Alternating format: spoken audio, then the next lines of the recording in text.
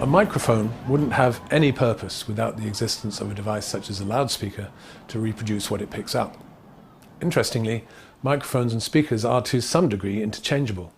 Microphones are the beginning of the recording chain. They pick up audio sources and vibrate just like the human eardrum. Each mic is, in a way, like a mono ear. The boy shouting into his tin can is using it as a simple form of microphone. It funnels or focuses his voice into sound waves that are carried along the string and then are converted back into the movement of air by the receiving tin can. This tin can now is effectively a loudspeaker. When he switches from mouth to ear, the mic becomes the speaker and vice versa. An extension of the tin can and string idea was used in Thomas Edison's early phonograph recordings. One day, while experimenting, no doubt a very memorable day for him, he shouted the words, "Mary had a little lamb," into a cone-shaped horn, which caused a needle at the narrow end to vibrate and cut a groove into a rotating tinfoil cylinder. When the process was reversed, the rotating cylinder caused the needle in the groove to vibrate, and much to his delight, the horn reproduced the stored vibrations of his voice as a sound output in the horn. Mary had a little lamb, its fleece was white as snow, and everywhere that Mary went, the lamb was sure to go. The invention of the microphone is generally attributed to Alexander Graham Bell. It was a very impractical contraption involving liquid acid, of all things. The so-called carbon microphone was invented by Emil Berliner and virtually simultaneously by Thomas Edison in 1876. The carbon microphone was used in early telephone designs and somewhat surprisingly survived in telephones into the late 20th century. It relied upon the change in resistance caused by sound pressure and the consequent change in current between a metal diaphragm and two metal electrodes separated by a layer of carbon particles. Later designs used what became known as the moving coil principle, which relied on electrical pulses being generated by a diaphragm attached to a coil surrounding a magnet. Present-day devices using this principle are called dynamic microphones. Just like the tin cans and string we saw a moment ago, the moving coil process is reversible and we use it for the modern loudspeaker. Electrical pulses cause a coil between magnets to move back and forth. The moving coil is attached to a cardboard or plastic cone, which causes the air in front of it to move and thus generate sound that we can hear. Sound, remember, is just the movement of air. The close relationship between loudspeaker and microphone continues to this day. I can actually use these headphones as a microphone if I'm in a real jam. Hello, 1, 2, 3.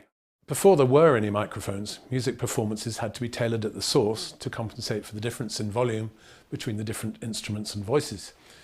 Orchestras traditionally positioned quiet instruments at the front and the noisy ones at the back, and they still do.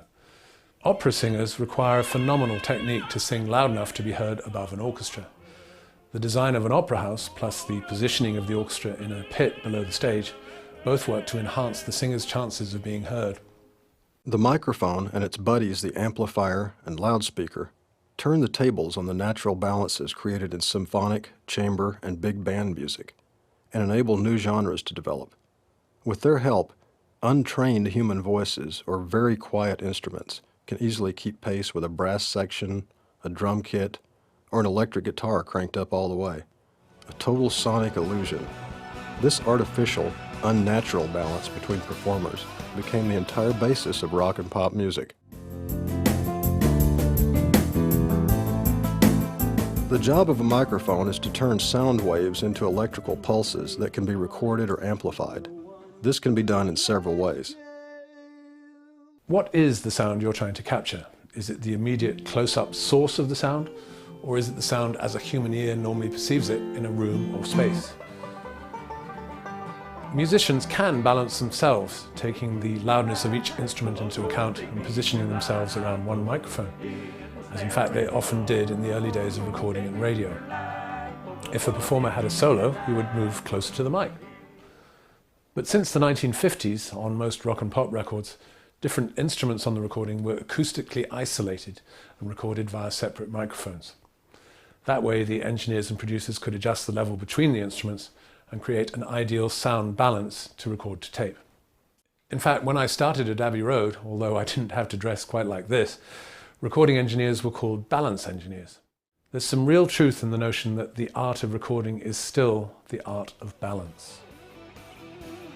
Nowadays, it's the mix of levels between the mics that produces the balance, and each mic is usually recorded on its own individual track. Modern recording is a distortion of time. Creating the illusion of a performance is just that. All the different elements were most likely recorded in different times and spaces. This is relevant because the microphone is the bridge between the actual sound event and a recording.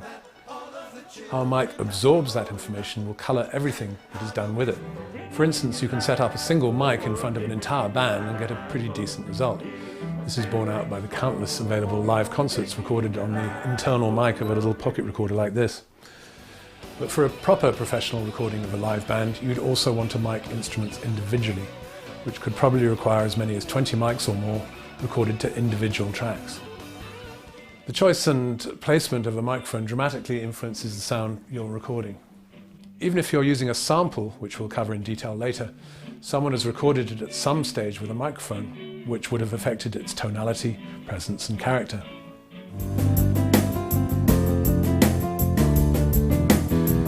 In simple terms, almost all current mics fall into one of three main types based on the technology they employ. The condenser mic relies on the change of capacitance between a diaphragm and a fixed electrode. The sound source causes the diaphragm to vibrate, so changing the capacitance. This causes a variation in an externally applied electric current, which is then converted into electrical pulses. So, condenser mics need to be powered. This can be with an external power supply or an internal battery. Most commonly, power is supplied by the console or recording hardware via the mic's own cable. This is called phantom power. Condenser mics have excellent frequency response with low distortion and noise. They used to be considered rather fragile, largely because they contain valves or tubes, but modern solid-state designs are much more robust and are even suitable for live work. Condenser mics fall into two broad categories, polarized and electret. Mics using the polarized principle include the classic vintage valve or tube microphones by Neumann. The electret was developed in the early 60s. It's often associated with low-cost mics for use in modern telephones and communication devices. However, the electret principle is also used by manufacturers of very high-quality studio microphones, notably AKG and Audio-Technica. The large diaphragm on this type of condenser mic gives it a better signal-to-noise ratio than on a typical small diaphragm design. Large diaphragm condensers have more mass, tend to sound smoother, and are generally associated with higher quality. Small diaphragm condensers, on the other hand, like this one, react very quickly to sound changes. In other words, they're very good at handling transients or attacky sounds, which is why you can often see them used on sources containing a lot of detailed high-end, such as cymbals and acoustic guitar. The 4033 is a great general-purpose mic, and with a higher output level than many other condensers and a slightly enhanced top-end response, it's great for many vocal applications. This Neumann KM84 small capsule condenser mic has been a favourite of mine for many years, particularly for snare drum and acoustic guitar. Its small size makes it easy to squeeze into tight spaces on a drum kit, for example. An extension of the condenser electret principle is the so-called boundary mic. These somewhat strange-looking mics are designed to be surface-mounted and can be used on anything from pianos to kick drums to walls, windows or floors in a theatre.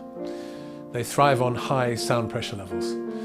Crown developed the first boundary microphone in the 1980s and trademarked the name PZM, which stands for Pressure Zone Microphone.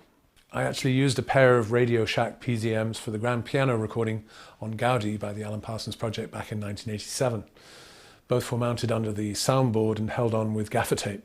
PZM or boundary mics shouldn't be confused, although they often are, with piezoelectric pickups commonly used for acoustic guitars, which aren't strictly speaking microphones. Dynamic mics work on the electromagnetic principle mentioned earlier, where the movement of a coil around a magnet translates into an electrical current. Dynamics are generally more rugged than condensers.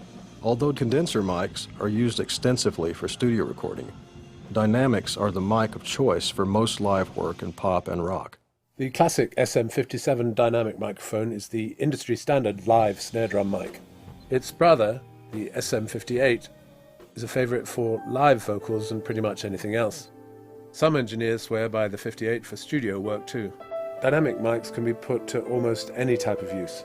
Sure, the company that makes this one used to say you could hammer in nails with it, but even though it's a lot cheaper to buy than a decent condenser mic, I don't think I'm going to try that right now.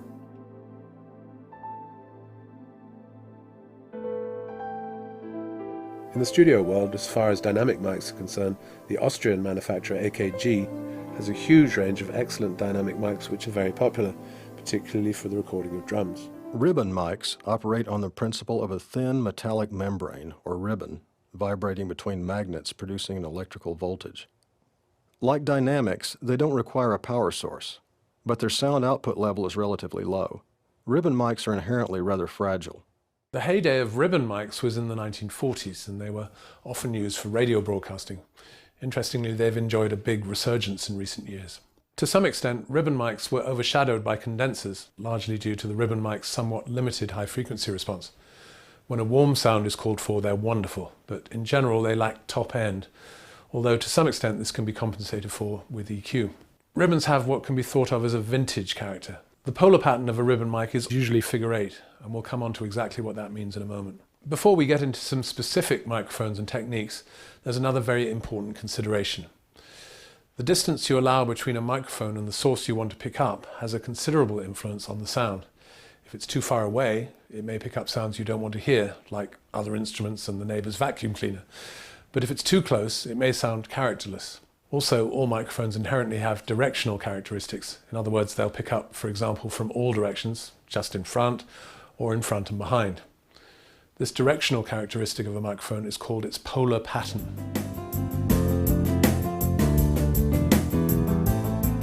It seems obvious to say that you want a mic only to pick up the sound you want to record. But microphones aren't choosy. They'll record anything they hear. Fortunately, what they hear can be selective, and this is as a result of a microphone's polar pattern. A polar pattern defines the region or field around the mic where it's most sensitive. Anything outside the most sensitive area in the polar pattern, or off-axis as we say, will either be reduced in level or at times literally rejected. There are 4 main types of polar pattern, all of which have rather nicely descriptive names: cardioid, hypercardioid, figure 8 and omnidirectional, omni for short. A polar diagram is a representation of a microphone's polar pattern, and it shows it graphically by displaying its output level at positions all the way around its center axis. A cardioid mic produces a loosely heart-shaped pattern, as its name suggests, and as this polar diagram demonstrates. It's loudest at the front and quietest at the back, and its sensitivity will gradually reduce almost to nothing as I go off-axis from the intended pickup area. As I go towards the mic's more sensitive area at the front, the level will increase again to maximum. Dynamic mics are generally cardioid. Condenser mics can be fixed cardioid or switchable from cardioid to omni or figure 8 like this Audio-Technica 4050. A hypercardioid mic is obviously similar to a cardioid, but it has extreme rejection off-axis. The so-called shotgun mics you see around TV news camera crews and bird watchers have hypercardioid polar patterns. Sometimes a parabolic reflective dish helps produce a clear focus on the chosen direction. The hypercardioid polar pattern is normally at the expense of an inferior frequency response, but this isn't a problem usually for the intended applications.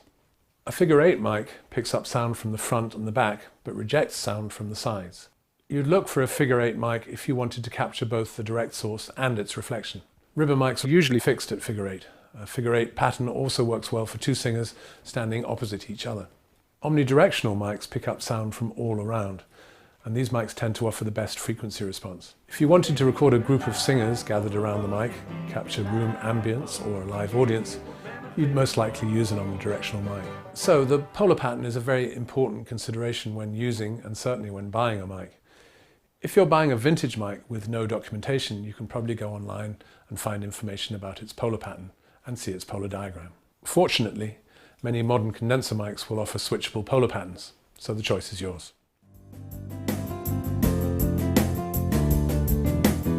Dynamic range is the ratio between the softest and loudest signal detected.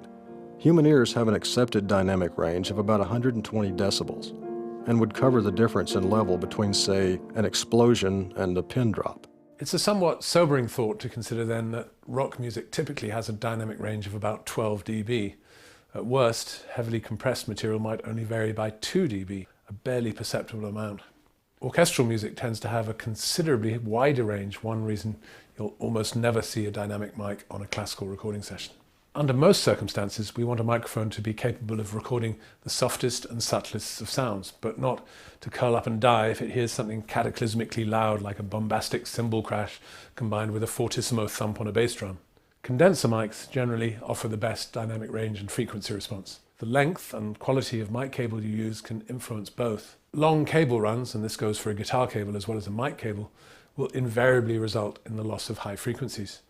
A very good rule is to keep your cable length as short as possible. In general, condenser mics produce a higher output level than dynamics. Another way of putting this is that they have a high sensitivity. This makes them particularly suitable for recording quiet sounds or sounds that vary drastically in level. If you simply turn up a dynamic mic in order to compensate for low volume at the source, you're going to add a lot of noise along with it. In other words, the signal-to-noise ratio, as we call it, is going to be worse. Condenser mics often have switchable pads or attenuators, which in simple terms are volume reducers, which prevent overload at the internal circuits of the mic itself when they are exposed to a very loud source. If you're using a condenser mic on a snare drum, for instance, you would definitely want to apply the pad, which effectively reduces its sensitivity. Dynamic mics, on the other hand, are very tolerant of high sound pressure levels, but if they're recording a quiet instrument, you'll have to make up the gain elsewhere, thus increasing the noise. What comes with experience is knowing which mics have the right sensitivity and dynamic range for the intended purpose. Audio-Technica mics, for instance, generally produce higher outputs than their Neumann or AKG counterparts, and are therefore eminently suitable for sources with large dynamic ranges. Of course, large dynamics can also be dealt with by the performer's mic technique, in other words, moving closer to the mic for quiet passages and away for loud ones. Another solution is the application of audio limiting and compression, which you can find in the compression section of this program.